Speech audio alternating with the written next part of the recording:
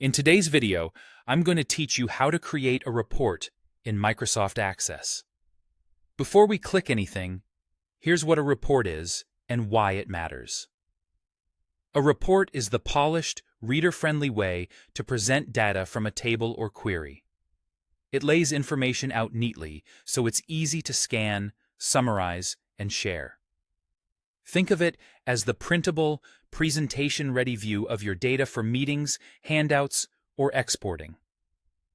If you want the fastest result, there's a one-click path.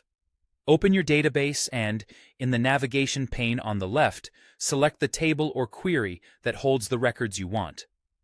With that source highlighted, go to the Create tab and choose Report. Access instantly builds a report with all fields from your selection and arranges them in a clean layout.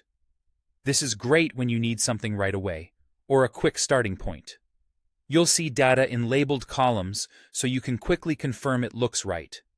Because it's based on the source you picked, the content reflects that exact dataset. If you want more control over what appears and how it's organized, use the Report Wizard.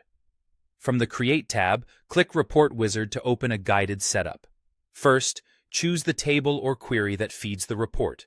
Next, select only the fields you want to show to keep things focused. Click Next. You can add grouping to cluster records by a category, which makes sections and totals clearer. Sorting lets you define the order, like by date, name, or amount, so the report tells the story you intend.